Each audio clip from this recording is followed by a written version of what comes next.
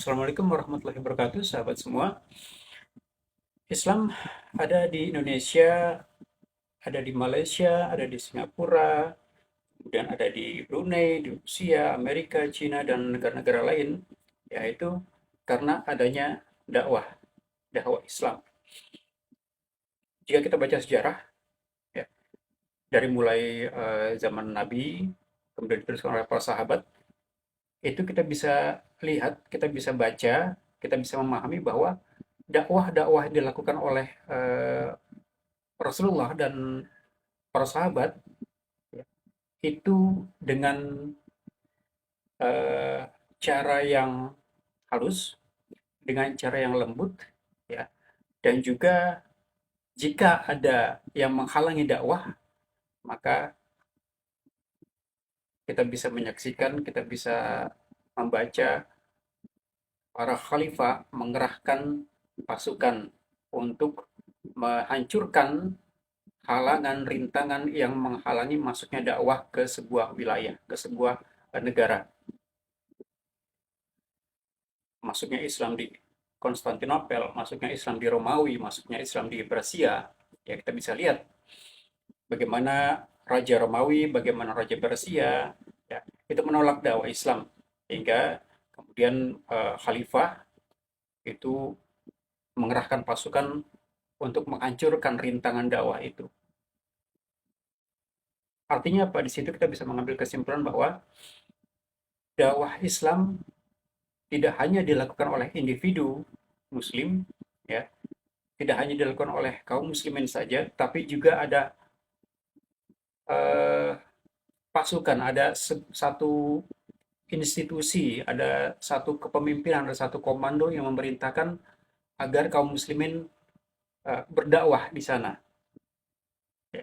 Ada satu kewajiban yang diperintahkan oleh satu pemimpin, ada satu komando ya yang diperintahkan oleh khalifah supaya umat Islam masuk ke satu wilayah tersebut ya untuk berdakwah.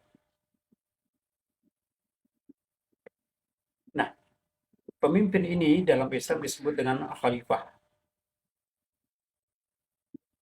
Nah, kemudian institusi yang dipimpin oleh khalifah ini namanya khilafah, khilafah Islamiyah, ya, di mana dakwah Islam ini akhirnya bisa tersebar luas hingga menguasai sepertiga dunia, hingga sampai kepada kita di Indonesia saat ini.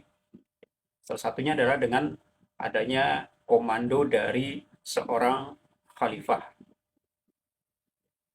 Sebagaimana kita bisa baca ya, bahwa adanya Wali Songo ya, yang masuk ke Indonesia itu pun putusan dari khilafah, dari seorang khalifah.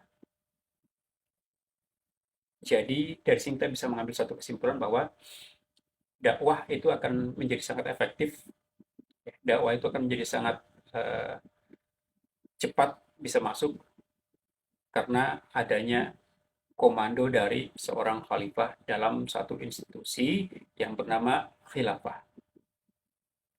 Kalau kita lihat sekarang ini banyak fakta yang menyebutkan ada uh, penistaan agama. Beberapa hari yang lalu, beberapa waktu yang lalu, kita bisa melihat juga ya ada seorang yang membakar Al-Quran. Belum lama juga ada seorang komedian ya yang menistakan peristiwa eh, Nabi Ibrahim kurban berkurban.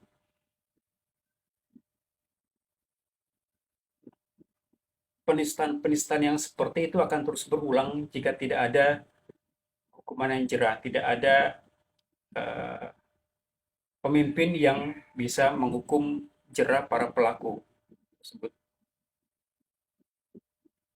Maka sampai kapan kita umat Islam akan terus-menerus berada dalam keadaan seperti ini?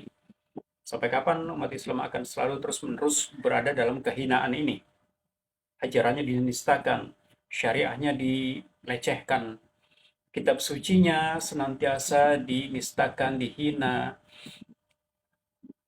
para muslimah dihinakan, dilecehkan di berbagai negara, ya. Maka tidak ada jalan lain bagi umat Islam bahwa kita harus bersatu, ya. Bagaimana supaya dakwah Islam ini bisa masuk ke dalam hati setiap kaum muslimin, bisa masuk ke hati manusia secara global dengan adanya satu komando seorang khalifah, seorang pemimpin. Ya. Dan itu hanya akan terwujud jika institusi pemersatu umat Islam seluruh dunia terwujud, terbentuk.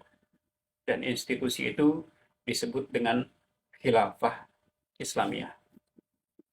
Demikian, semoga bermanfaat. Assalamualaikum warahmatullahi wabarakatuh.